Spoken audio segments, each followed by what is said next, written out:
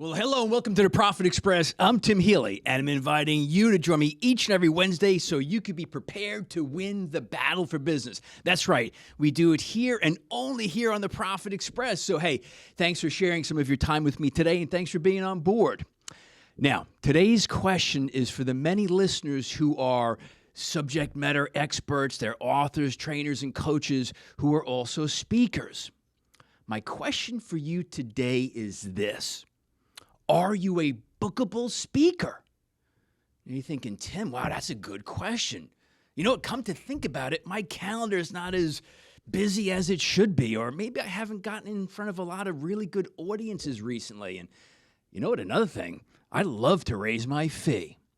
Well, if that's what you're starting to think, well, that's perfect for today's show because you're in store for a treat. Today's guest is Christa Haberstock, and she is creating ripples in the industry. She's going to share her decades of experience as a booking agent and also a brand new book, Become a Bookable Speaker, from an agent who takes speakers from no name to Hall of Fame. So I'm very excited to have her on, and if you are a speaker and you've been really just kind of examining what's going on with your business. And let's face it, if you are that subject matter expert, if you're the author, the trainer, the consultant, the coach, speaking is a critical piece of the puzzle, not just from bottom line and revenue, but it helps also to promote that brand and to promote that message. So today's guest, Christa Haberstock, is a perfect guest to have on for all of my many listeners who are speakers. And she's going to address, and again, she's also the founder and the president of C Agency. And after today's show, your bookability as a speaker is going to skyrocket. So it's a pleasure to have her on board. Christa, how are you today? After that introduction, my week is made. That was amazing. You know, for a small fee, I do voicemail messages. I can hook you up with that. I'll pay you the fee with the comma in it for that. Well, listen, there are a lot of my listeners, a lot of my guests have been, speakers, subject matter experts, authors, coaches, and to have somebody on your end of the business as an agent, somebody's got decades of experience, now author of the brand new book. Again, congrats on that. Become a Bookable Speaker. I love it. From an agent who takes speakers from no name to Hall of Fame. Great tagline, by the way. Very nice. Yes, I'm proud of that. Well, you should be. That was good. So I'm excited to have you on today. Now, for the listeners, I came in contact with you, and I have to give you props. We came in contact on LinkedIn. And on LinkedIn, part of your profile said, now this is what I'm quoting this. I want to make sure I got this one right. You said here, I can spot a great speaker at 20 paces, blindfolded, and 3 drinks in. And first of all, when I read that, I'm like, I got to talk to this woman. She sounds awesome. So my first question, Christa, how do you spot a great speaker? I have 2 definitions of great. Okay. Great being stage skills. Great being someone who has the platform of experience that you can just tell. Like they've got the credibility, they've got the legacy behind them. And I mean, I can see them on stage and I can say they've been speaking for 10, 15, 20 years. That is a great speaker. There are other speakers who do great work and maybe don't have that platform of credibility behind them, but they do great work. They do great things. And so I can recognize a raw brand. I've signed speakers who have just spoken at a Rotary or what have you, but they are doing such great work that their work carries them. And so I can spot any of those people, maybe 4 drinks in. Maybe 4. Maybe might take an additional drink. That's okay. Wait, so I want to make sure I heard that. So there's people who have 10, 15 years of experience, and there's people who have like the raw talent. Okay, so you're going to look at them differently. Did you say you've spotted people speaking at a Rotary that you've ended up working with? Yep. R- I actually, and I mean, I'll name names because he's in the book too. So this first bookable speaker, I will say, that I worked with was in the first few months of C Agency. So we were founded in 2009, Right. and it was July of 2009. Fast forward to the CNN Awards, the Hero Awards of, right? They call them the Hero Awards. Mm-hmm. So that was in November. It was always around American Thanksgiving. So Doc Henley was nominated and won a CNN Hero Award in 2009. And Really? I lost a booking to him actually. And it was like, was representing a humorous speaker, and then I lost the booking to Doc Henley, who's like a humanitarian, providing clean water to people around the globe, right? And he had a fledgling organization at that time. And so, if as an agent, when you hear you lose a booking to someone, you immediately say, who the heck is this person? I've never heard Right. of him. He can't be any good. Like, this is horrible. I mean, you've made a huge mistake. What are you doing? And so I looked him up. I like typed his name in mad, and 20 minutes later, I'm bawling my eyes out because he is a tattooed, Harley riding, accidental humanitarian bartender with a communications degree and a tip jar. That's what he had at his disposal. Oh, And he man. started this organization. Yeah, he started this organization totally by accident. Basically, just like got a phrase in his head, wine to water. In the middle of the night, he got up and he was like, oh, this is going to make a great country song or something. And it just didn't come. So they started Googling like water, what's up with water, like water crisis. And he learned that all the statistics around the billions of people that don't have, I think it's 1.6 billion people don't have access to clean water. Mm. So he jumped in, decided I'm going to play some music at the bar that I'm bartending at, raise some money, and ship it off. And then someone at that event said, oh, can you hold something at our bar? So that's how it started. And that's when I met him, was when he won his 2009 Hero Award. And he was speaking at Rotaries. He was speaking at Wine to Water events, and he just won a 2009 Hero Award. So I sent him a Facebook message, actually, like, knowing exactly what I was doing, Tim. Okay, I'm like, this guy's going to blow up. Yeah. Like Yeah. he's exactly everything. He's all of it. Wow. And so I said, if you ever want some advice about speaking or anything, the requests are going to be coming out of the woodwork. And honestly, like, you never do anything 100% altruistically, I don't think. Like, I really did think, yeah, I can help this guy. And his mission is so noble. Like, if I could just even have a conversation with him, I knew that I did something good. Well, about a month later, he called and I saw a North Carolina number and I went, I think I know who that is. And so he said, hey, Christa, it's Doc Henley. You sent me. I said, I know exactly who you are, Doc. Yeah. This is I exactly got how you. it happened to him, like verbatim. Yeah. And about an hour and a half later, I told him all about the industry. And he said, so you've said something. He goes, my first question, he said, is what's a speaking bureau? And I went, oh God, you need so much help. So I just said, listen, and by the end of the call, he said, what would it look? And I told him, I said, it doesn't have to be me, but just please get someone good because you're on a very important mission here. Wow. And he said, what would it look like if you ever presented me? And I swear on a Bible, I said, that'd be awesome. Yeah. That would look Yeah. awesome. So like a Sure. week later, I started repping him and he had no video. He had none of the stuff. And we took Raw. him from absolute, but his authenticity just, I mean, I tell the whole story in the book. Actually, it's fun to go through it here, but yeah, he the first video I posted of him, he was clearing his throat, standing behind a podium, holding a microphone. It was horrible, but I posted it because his authenticity shone through. And there's a legacy speaker named Joe Calloway. I'm a huge fan of Joe's. Yeah. He endorsed the book, so I'm like, but he took my video, reposted it, and said, speakers, this is what authenticity looks like. And Wow. I remember where I was standing. I blacked out when I read it, honestly, because I'm like, oh, that's exactly what I thought. So he's my no name to Hall of Fame for sure, because he had it all, but he had nothing at the same time. Well, great story. Now I know why you share it in the book. And again, the book, Become a Bookable Speaker. And I want to tease the listeners, Because if you're a speaker out there, one of the things all listeners would love to do is increase fees. And I know you've got, I think you said it was a chapter in the book.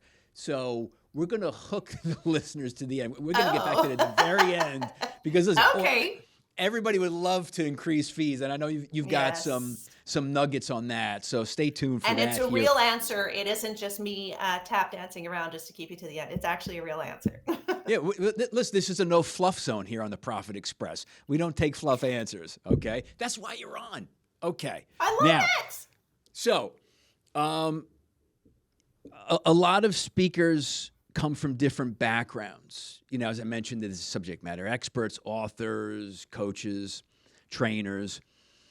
What if you have one of those people in that category, okay, and they want to take that step into becoming a speaker on their topic, but they really haven't spoken before? They're raw.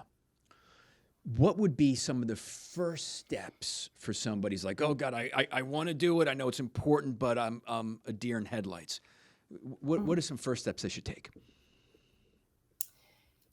What I've seen with speakers who go from zero is that, and I wouldn't say, let me just back up a little bit, because those people who are like trainers and they're up in front of groups all the time, they are speakers. You know, they're up in front of groups and they're leading them in some kind of education or transformation of some kind. So that's a speaker, technically, right? Okay.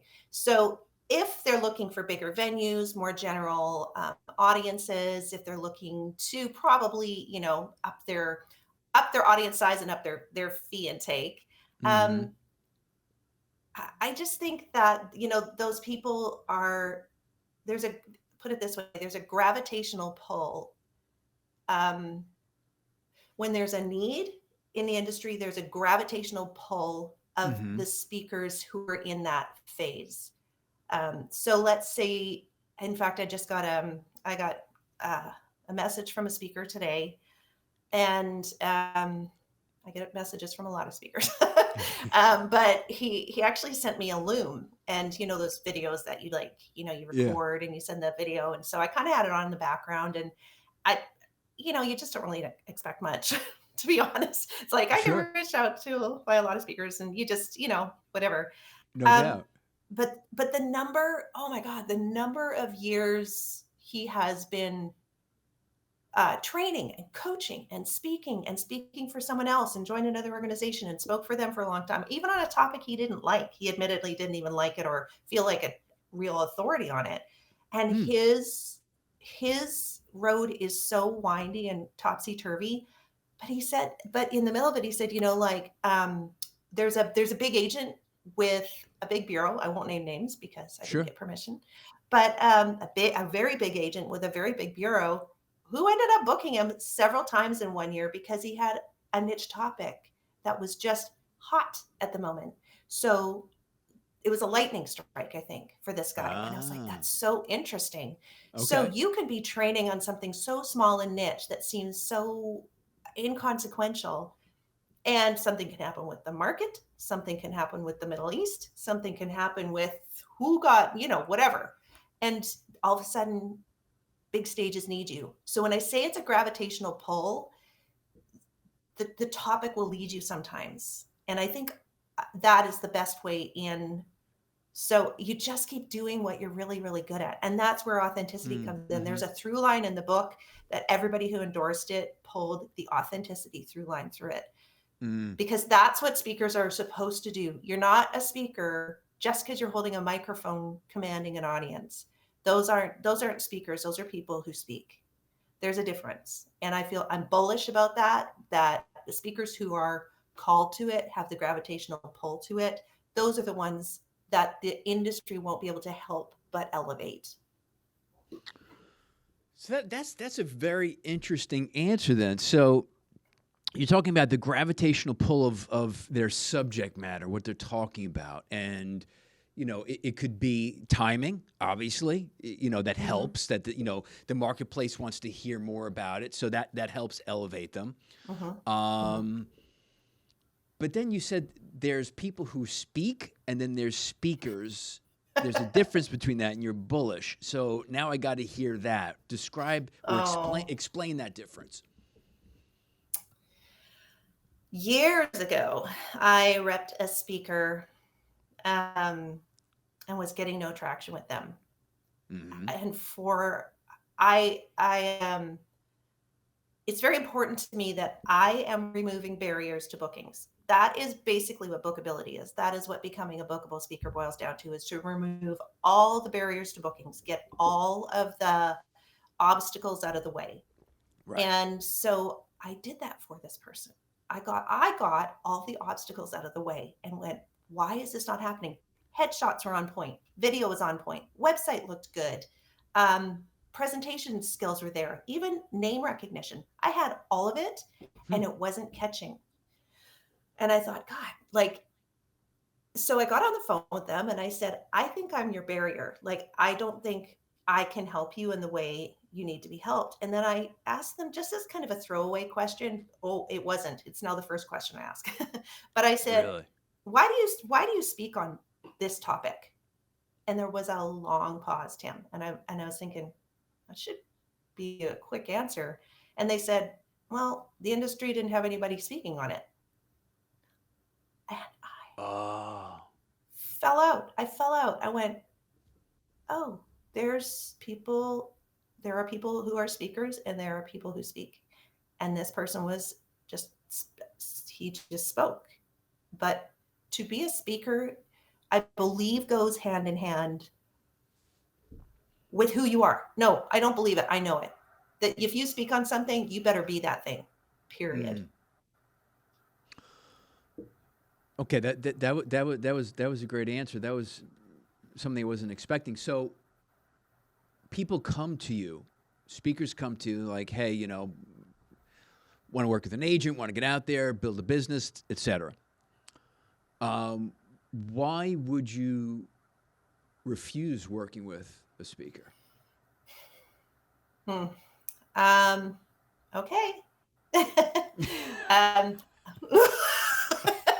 Apparently, I asked a good voice. I asked a good question. Yeah, that was my buckle up voice. That is a huge part of our jobs as managers and agents, is Right. saying no and breaking hearts. We're the heartbreakers of the industry, and I don't enjoy it. Yeah. It's given me a bit of an edge that I don't love, to be honest, because I'm a nurturer. I grew up an elementary music teacher. Grew up, not grew up, but that's what I was. I grew out of that, actually. So I'm a nurturer, period. And right. Speakers come to me. The speakers that come to me and believe I am a rainmaker, I have to dispel that immediately. Mm-hmm. Speakers come to me who don't know why they speak on what they speak on. Speakers come, and that's an immediate no. Speakers come to me with no experience, and I'll just use it again, no gravitational pull. Okay. And the speakers also who come to me with, when I ask, it's the first question, and I'm going to break hearts. I'm sorry, everybody, I love you, but I'm going to say it. Do not come to someone and say, I have a story and it needs to be shared, because it's not good enough. Wait, but hold on a second. Everything that you hear today, of all the experts and all the videos, blah, blah, blah, blah, blah, is you got to have a story, You can't sell if you don't have a story. So if somebody comes to you and says, I got this, Christa, have I got a story for you? It's got to be told. And I need you to help me tell that story. Mm-hmm. And you're saying, to that. I'm not going to say that speakers can't become amazing successes with just a story. They can.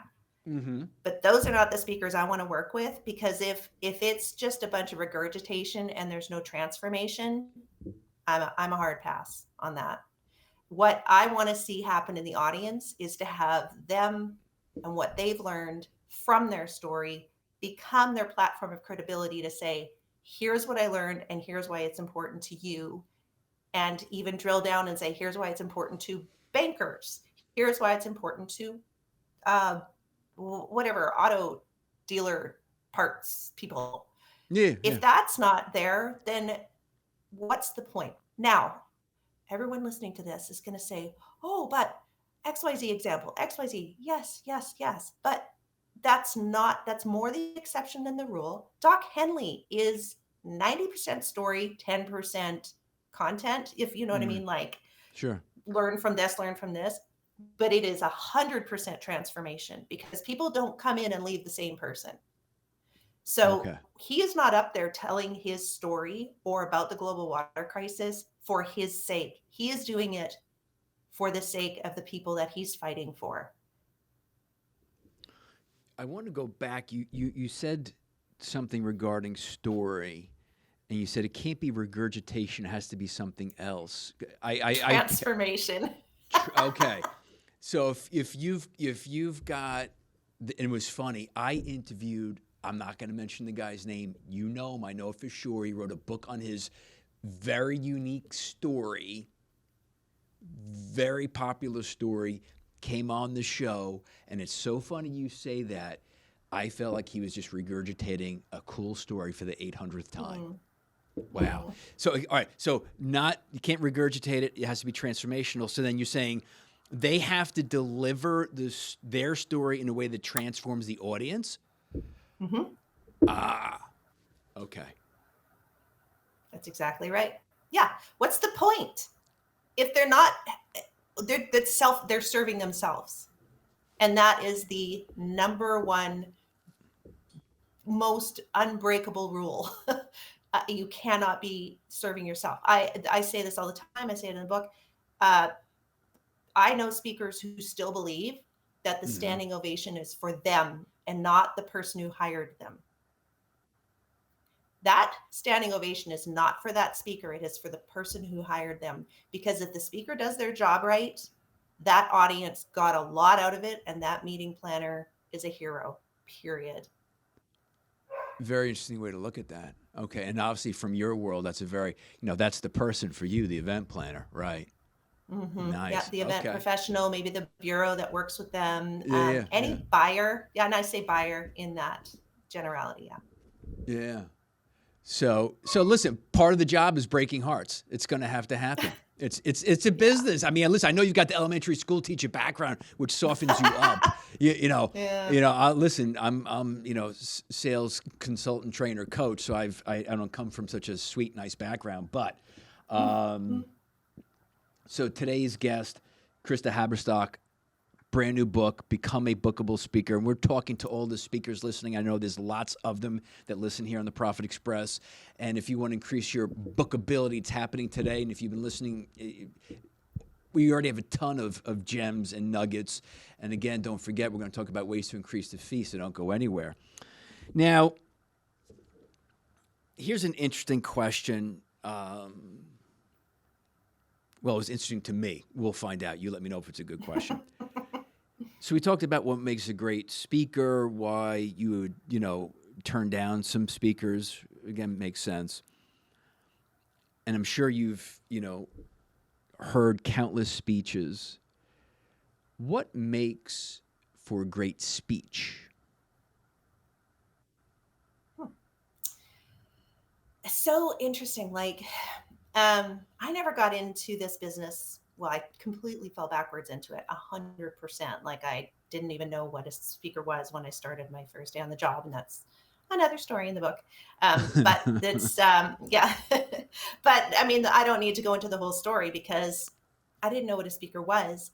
And I've immediately started selling them. So I don't come from the place where a lot of people came from when they got into this business of, I've always been so inspired by speakers. I've always had a thought that I would speak. And so I'm kind of, seeing all the different angles. I had no idea what it was. Mm-hmm. So weirdly, I feel like the least qualified person I know to say what goes into a good speech. And I'm being dead honest. I know what goes into selling it, but I don't know what goes into telling it. I'm all about the rhyming words today. It's kind of like, are. Maybe I should become a rapper. I don't know about that, but you are dropping some good rhymes. I'll give you that. So you fell backwards into the profession, not sure what a speaker was. So yeah. So is it the story that you don't know that makes it great? Or the content? So here's what I've picked up, and legitimately just kind of picked it up off the ground as I walked by. Like, oh, there's a nugget that I didn't know before. So great speeches have a story point and a learning point, right? Mm-hmm. And so I think, and I learned this from a speaker friend of mine. So if it's wrong, it's her fault. But so there's that story point. So you tell a story. It sets up your point that you want to teach. So you have your story and then the point you want to teach. Story, point, story, point. Some people do it the other way. They do it like point, story, point, story. That's really as much as I know. What I can tell you is that me being honestly woefully undereducated on what goes into a great speech is a competitive advantage for me, because I don't see it as a formula. I don't see it as, oh, he hit this point, he hit this point, he did this. I just know how I feel in the beginning, in the middle, and the end. And if that's good, then the people who are buying it are going to feel good too. I see it the same way as actually bringing speakers. It's so funny bringing speakers on my roster. So again, I'm okay. I don't know if I mentioned this. So I'm from Canada. I was born and raised in Canada, in Edmonton, Alberta, Canada. So I'm a huge hockey fan. Edmonton Oilers. I don't want to talk about it. Okay, this is our year. I just want to say that for everybody listening. You're a fan. Okay. You're allowed to say it. All right. And so as a result, and then moved here from Canada. And so I don't know my political figures. I don't know my sports figures, my heroes, all that. I learned them over the years, but I don't know who the most famous running back of all time is. I don't know these things. So there is zero fangirl in me. Like when people call me, and some of them are famous, apparently. I'm not even kidding you. I have been introduced to some people who are like football legends. And I'm like, nice to meet you. Like, Daryl. Yeah. Wow. And I think, and then we'll walk away and everyone will be like, you did not know who that was. I was like, no idea. And so here's the thing is that I don't get starstruck and bring people on the roster because if I don't know, then probably other people don't know. And that's not what a speaker is meant to be. They're not meant to be up there because they're famous, right? And so I feel like that's a competitive advantage too. So I can put a silver lining on anything. Let's be truthful. Hold on a second. Let's be truthful. You admitted it off air that when you were invited on the Profit Express, you heard it's Tim Healy. You said you did get a little giddy. Okay, I don't want to have to drop that, but that's I got very excited that Tim Healy reached out to me. We're still not connected on LinkedIn, by the way. I think I tried to add you and you were just like, we'll see you after the interview. I don't know what your deal is. Of course. Listen, if you bombed, I'm not going to, go through that awkwardness. It's so hard to disconnect after. Oh, it is so awkward. No, hopefully by now, you can accept my request. It really is. Listen, my engineer hasn't told me to hook the interview. He's like, oh, this is going well. This is going great. Keep it going. I didn't get the hook, from my engineer. It's still early. It can happen. Yeah, well, it is. It is. Be careful. So in 2024, kind of taking a little bit of a different turn here, you mentioned it earlier as far as, the gravitational pull and topics and trends. What are some of the hot speaker topics today? Mm-hmm. So watch the news and you'll guess a few.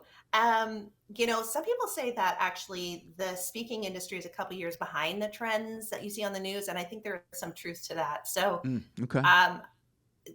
you're still going to see, there's AAE, and I'm just trying to remember what the AAE stands for.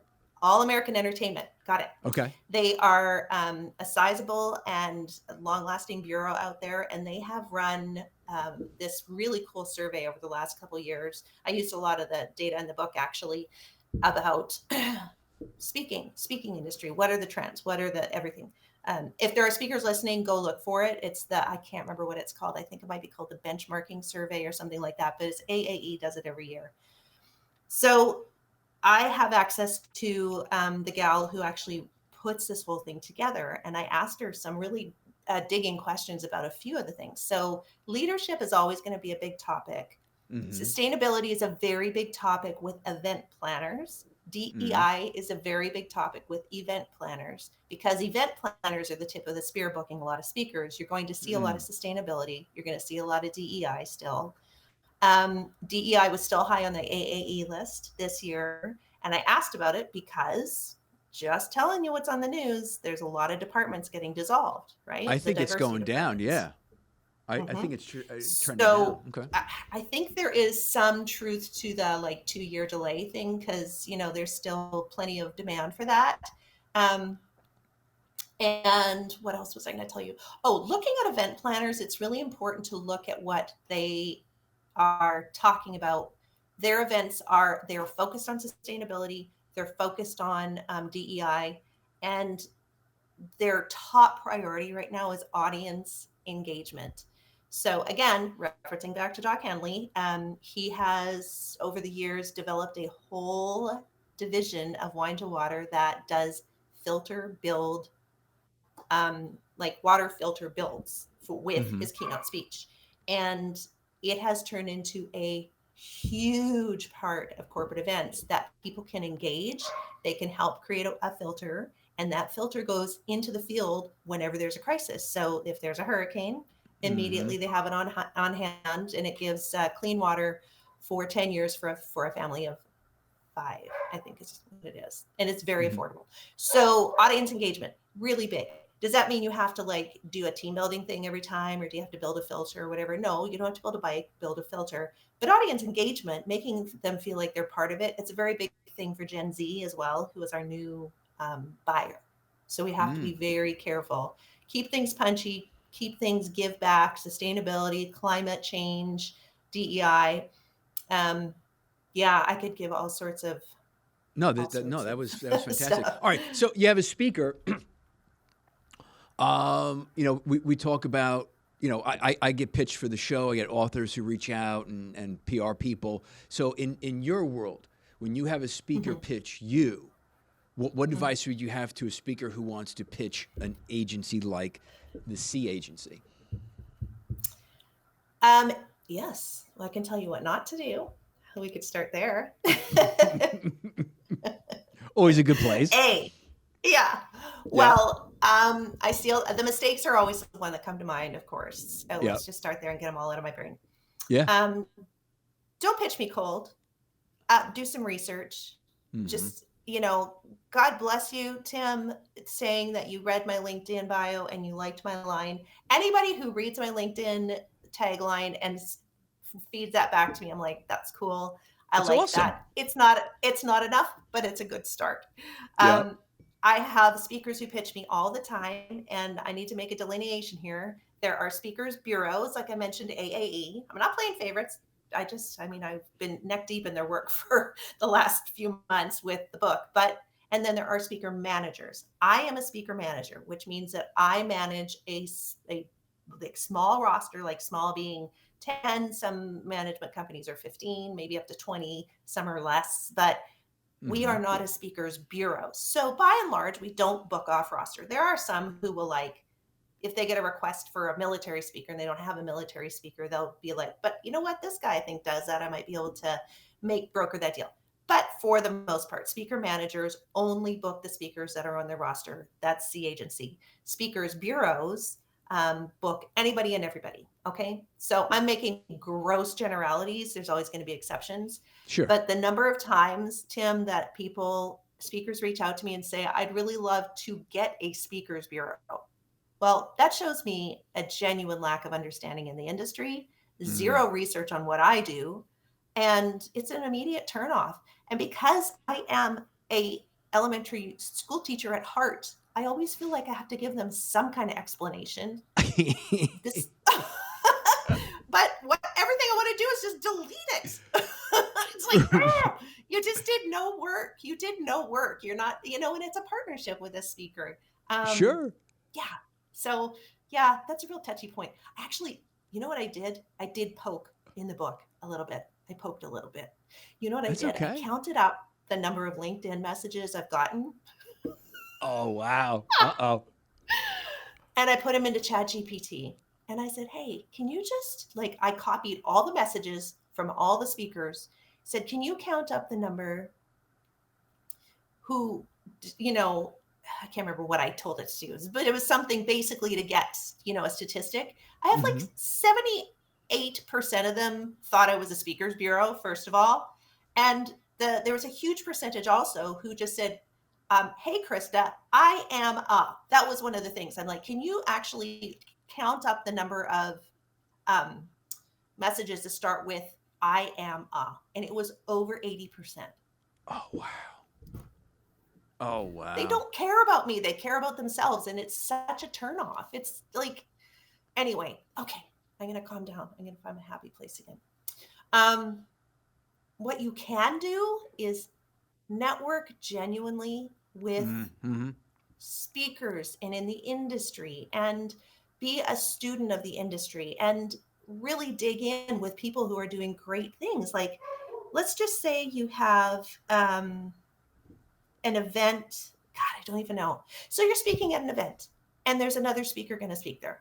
Okay. This actually just happened with my speaker, Lauren Sisler.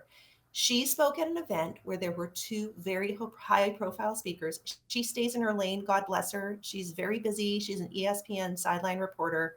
And I said, do you know that you're on the program with these two people? She's like, yeah, they seem fun. I'm like, oh God. Okay, please network with them. And just please, they are awesome people, but please make a connection with them.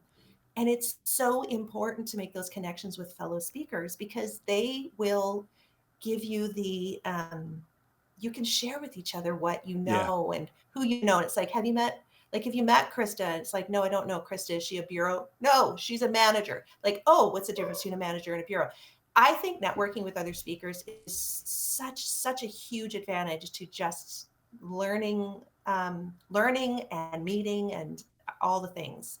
And get out from your office, get out from behind your computer. Don't just troll LinkedIn for people that have agent in their profile, because it's so obvious when people reach out. They don't know what they're doing. They just want something from me. It's such a turnoff. Yeah, the I am fill in the blank, not knowing what you really do, bureau versus agency and managing speakers. That's horrible. It's like they woke up, had a cup of coffee, and just started typing stuff and hit send in an email. Yeah. I get that too when certain PR people are like, oh, I loved your episode with so-and-so. And I stopped asking about, I said, oh, really? Oh, you loved the episode? Was okay. What'd you love about it? Yeah. And you know where that question goes. Big, right. I'm like, They picked the most recent one, and I loved it. Blah, blah, blah. I'm like, come on, stop. I don't want to embarrass him, so I stopped calling him on it. But I feel your pain with that. I get it. Yeah, it's the people that come out of the woodwork and just want something from you, and I'm allergic to that. I always have been. You're allergic to crappy. No, I get it. Today's guest, Christa Haberstock. She is the founder of C Agency and author of a spanking brand new book, Become a Bookable Speaker. And it's how I kicked off the show. For the many listeners of the Profit Express, who there's quite a few who are speakers, maybe want to be speakers. And it's like, hey, how do you increase your bookability as a speaker? Well, you listen to the show number 1, then you get Christa's book number 2. But I did tease the audience because, listen, one of the benefits of speaking is revenue, okay? Obviously, that's a big reason why we're doing it. There's nothing wrong with that. So not all speakers are great business people, at least in my opinion, right? And they're not all great sales people. They could be great speakers, have a great topic, okay? And they might not know how to approach how to get bigger fees they think they're worth. So how do you approach that topic with speakers, how to increase fees? So there are different parts to this answer. So I'll try to keep them organized in my brain, but I do want to give you a complete and honest answer. A speaker's fee is kind of an equation, like reputation plus referrals equals your marketing. So 81% between, it was between 72 and 78% for a long time of all business, new business comes from referral. So if you want to increase your bookings, get on stage, speak more to speak more, network, get on stage, speak, because you will get your referrals from people seeing you speak. Mm-hmm. Number one, the more you speak, the more you can increase your fee over time. You will probably start low to generate some bookings, even if they're free. Your niche will indicate your fee in many cases. If you are the professor of macro engineering in, South Sudan or something, not the hugest demand, your speaking Right. fee is, cab ride and a chicken dinner is what you got coming to you. And mentioning that, the longer it takes to describe who you are and what you do, the lower your fee is. So that guy, the cab ride and the chicken dinner. Oh, wow. Wow, that's too funny. Makes sense, though. Oh, but the one word wonders, Beyonce. Yeah. Brene. Yeah. Right? Yeah. That's it. Oprah. And so your fee is like $1 bajillion. It has zeros and commas all over the place. Right. So there's that sweet spot in the middle, like rode a first African American to ride a motorcycle to the top of the Seven Summits. What? Interesting. Well, I'm being serious. Oh, okay. Wait, don't for a second. Somebody wrote, you can't ride a motorcycle up Everest? What are you kidding? I'm like, wait, I didn't ever heard about this person. Well, you got my attention. Listen, Tim. The number of things I've heard people do. It's like, you did what? You did, huh? Like, it's crazy, honestly. Like, one of my speakers, Paul DeGelder, he is an Australian. He Army Airborne, naval bomb detonation. That's not what you call it. Anyway, so he did that. And then he's out on like operation one night. He gets bitten in half by a shark. Half. Like this half, right? Oh, loses his leg and his arm. The next day, he's doing pull-ups with his one arm in the hospital. He's like, I'm going back. Yeah, I'm going back into the Navy. Like, no one's going to stop me.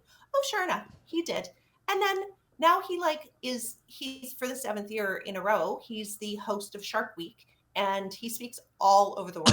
Like he's based in the US now, and he's an absolute badass, like absolute like hero.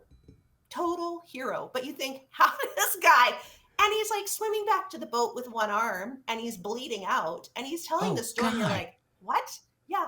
The first time I talked to him on the phone, he was telling me, he said, I'm at 74 people have passed out in my presentation. Just because the thought of getting bitten the way he was by a shark, people just pass. Anyway, he's tamed it down a little bit. I think I don't think it translated to the US market as well it was doing in the Australian, because they have more of an appetite for. Wait. Okay, wait, hold on, wait. This is my life. This guy, hold on a second now, because I listen. Yes. Okay. So this guy gets bitten in half by a shark. Yeah. Okay, Christa says things. Arm and leg. Like he's swimming and the shark takes like this half of him basically in his mouth and like throws him around. And anyway, I don't want to make anybody pass out. But wait. So wait, I have to ask this. I have to ask this. I'm sorry, I'm interrupting, Christa. So this guy is talking to you, and he had to, not water down, but tame down his presentation, because people have actually passed out hearing 74. Oh my God. Yeah. So I guess it was, and I thought it was funny. Well, it kind of is, but. I bet that I'm like, and he goes, and I felt bad. And I realized, I think it was not a good thing. And he said, I really wanted to go for 75, but I was feeling too bad. So I think it was maybe some of the slides he was using that he doesn't use anymore. Visual. Yeah, I think that's actually what happened. And I think probably someone was like, mate, if you're going to go over to the US, you cannot show those slides. Yeah, we're a little more sensitive over here. Oh Yeah. my God. So Ooh. I don't think he's had any pass outs. Like, he's speaking in a couple days. So we'll see. I'll see. But I haven't had any pass outs on my watch. I mean, we know when to call good Yeah, yeah, enough yeah, on yeah, that yeah, kind of yeah. stuff. But I did think it Wow. was funny. But I'm just saying, like, the stories are unbelievable. So let's get back to the fees thing. So, Yes. yes, because speakers want to know how to increase their fee, get big boy rates, right? Because you can be speaking for a low fee, you can be stuck there for a long time. I think probably the biggest obstacle to raising your fees is working with crappy materials. Because if you are getting $1,000 and your video looks like you're getting $1,000, you're going to keep getting $1,000. Yeah. So if Yeah. you're getting $1,500 and your video looks like you're getting 10, if you charge $1,500, they're going to say, something's wrong with this guy, gal, person. Yeah. So your fee has to be in congruence with your materials. Okay. And you can't charge 10,000 and look like you have $1,000 video. So Yeah. that your fee is such a huge part of your marketing. That has been a conversation that I've kind of reveled in, honestly. It's really fun blowing speakers' minds about like, um, your fee. Well, when Bean Gill came to me, actually, one of my speakers, she's up in Canada. She's a hometown girl. She was introduced by a friend of a friend, hometown, right? Her sister worked for the Oilers, so I was like, all right, okay, I'll have the conversation. Maybe I can get an in. There's Mm-hmm. my starstruck right there. So Bean and I talked, and she had been speaking for 10 years to the Rick Hansen Foundation. I think she was an ambassador for them. She might still be, actually. And so she had all the reps. She's speaking, but she'd never kind of spoken outside of an organization that was sending her out as an ambassador. So when I told her at the end of, and I try not to like throw it on people, kind of Mm. like, this is what your brand can demand if we get your materials looking good enough. And her brain melted out of her ears. Like, she could not believe the number that I was saying, because she had been getting $1,500. I'm like, add a zero. That's what we're going to go for. And we did, and we have been booking at that, because that's what she's worth. Her materials communicate that worth. She is truly valuable. She has a very strong DEI topic, so lightning is striking for her. Okay. And she's an Indian woman with a visible disability. She's an Indian woman in a wheelchair, and she has Okay. this unbelievable story that I just went, there's a huge market for you here. And sure enough, there is. And so her fees 10x overnight, because someone recognized where she fit in the market. And I was Mm-hmm. able to work with her on getting her materials where they needed to be, to reflect the quality of her speaking and the niche that she was representing.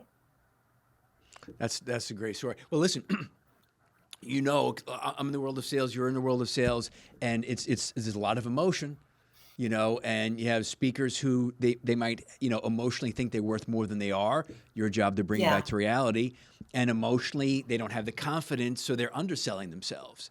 Yeah. Yeah. And that was a great point, Christa, how important getting the right fee is, so it matches to the buyers. They think, oh, this isn't worth it, or they're underselling. Then you Yeah. question that. What's wrong? It Yeah. doesn't match. Yeah. Yeah. Awesome. Yeah. Listen, this has been a great chat. It really has. You went beyond the half hour. I mean, you were just rocking and rolling. Oh, it feels like it went so fast. I'm like, already? Are you cutting me off? I thought you said a half hour. I thought you said 20 minutes. It was only like 15. Yeah, it's no. This has been awesome. Again, today's guest, Christa Haberstock. She is founder, CEO of C Agency, and also the author of a brand spanking new book, Become a Bookable Speaker. I love the tagline, from an agent who takes speakers from no name to the Hall of Fame. I love that. Woo. I love that. How can people follow you, get in contact with you? Why don't you give us some of that? My website, christahaberstock.com, is up and running, my friend. I've been Awesome. a busy girl. Yep. Awesome. I have I have my own presentations that I give to the big boy groups too on the obvious advantage. It's everything that I've learned as a speaker manager, speaker agent on helping speakers find their obvious advantage. And I speak to speakers. I speak to anybody who will listen to me, basically, because I am on a mission to elevate the events industry through all of the information that I've learned over the last almost 30 years. And that is why I'm doing what I'm doing. And I hope that's what will happen. All right. So, I didn't ask the question, but in what you just said, you gave me another question. Can I ask you another question? Are you game for another question? Yeah, I can do this all day. Okay. So you said, you want to elevate the industry as part of your mission, but you said I help speakers get their or find or identify their advantage. Did I get that right? Obvious advantage. Their obvious advantage. Okay, all right. Okay, let's just jump into that for a moment. How do you help somebody find because I think that might be a hard thing for somebody to identify on their own. Let's explore that for a moment. You see, we're back in it. You pull me back into an interview. Oh my gosh. Who is the salesperson now, Tim? Look at you, Miss Christa. Look at touche.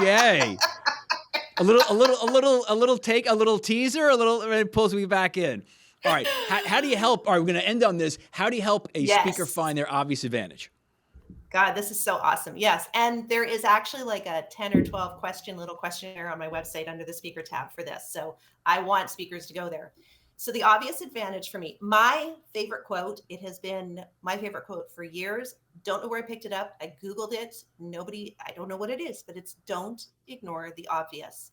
And I can't tell you how many times in my life that I just go, it was so obvious. Why did I not think of that? I have the sticky note on my computer to try and speed the whole thing up, but still, I continuously ignore the obvious. I did with this whole book, this expertise, this speaking, everything, because I've been picking all this up for years and I've been elevating speakers from no name to Hall of Fame in record time. And then all of a sudden it's like, oh, this could actually translate to any audience. Like I didn't even think of that. So I should write a book for speakers because that's my obvious advantage. I'm a great writer, always have been, comes very easily for me. I needed to write a book for speakers and it just poured out of me. I don't know if I told you this, but I wrote it blank page to publish in 40 days. No. I did it. I did. That's insane. Wow. It is insane. Yeah. It was like 10 to 15 hours a day. But I was a woman possessed. My poor husband. Anyway, so the obvious advantage, I'll circle back to that. And this is what I will just leave everybody with. Your obvious advantage can be found and it's a very difficult exercise. It sounds very simple and it is not. What are you the first at? What are you the most? What are you the only? And what are you the best? Now, if you have all four at the tip of your tongue, you're probably a narcissist. Okay? You're probably an impossible to live with. Oh, wow. But people ignore their own obvious. And so I did my first, most, only, best. I did my first, most, only, best on Ryan Tillman, who's a speaker of mine, who is the only Black cop in his area to talk about like bringing communities together. He's in a dangerous part of California, police officer, law enforcement, and he speaks to law enforcement about bringing communities together. And I did not know how this was going to translate to corporate, but he's one of the best speakers I've ever seen on stage. He's unbelievable. And I'm like, how is this important to corporate? Yeah. How is this important to corporate? And it wasn't for years. And I knew the guy and I'm like, I just don't get it until I did the first, most, only, best. And I was like, first, he's the most. He's got over 1 million views on a viral video he did dancing as a school resource officer, on his last day. And you may have even seen it. And it just became clear. He leads with love, empathy, and respect to improve communication between teams and their leaders. Wow. That's him. I'm glad I asked. Listen, I don't have to wish you much success with the book. I know you're going to do awesome with it. I am requesting on record, you got to get me a signed copy with a big Sharpie. I will. Get me a signed copy. I love. What color Sharpie do you want? Because I'm a penophile. I will. I will let you. All of it. I will let you surprise me. Surprise me with the color. That would be awesome. Do I find a lime green one to match your cup? Aren't these Okay. look at the inside of the cup is that lime green? How I great are these? know. Yeah. Look at that. I love that. Yep. Yep. Look I at will me. sign a book with a lime green Sharpie. And even if I have to buy a whole pack of 12 of them. All right, I'll have to, and listen. I'll make sure I send you a mug, a Profit Express mug. Okay. Good. Right? Excellent. I had Come a on. blast doing this. Please. Thank you. I mean, not please, but thank you. And There you please have go. me back is what I was going to say. But anyway, thank you. Well, at least you didn't say, "Hi, I'm Christa. I'm a." Hi, Yeah. I am a. Hi, Tim. I am a. I loved your episode with Christa Haberstock. It was awesome. She crushed our dreams. Listen, great talk. Much success with the book again. Become a bookable speaker. And listen, I thoroughly enjoyed it. Obviously, it was a great talk. Thank you so much. And that's all I have to say. It's the Profit Express. Until next time, we are here to win the battle for business. And that's my mission. That's why I get out of bed, and that's why I have the show, because we're all out there no matter what we're doing, whether we're speakers, salespeople, business owners, entrepreneurs, startups. It's about winning the battle for business. And guests like the one I had today, Christa Haberstock, are the kinds of people with the kinds of idea and wisdom and experience that help us win the battle for business, because we do it here and only here on the Profit Express. Until next time.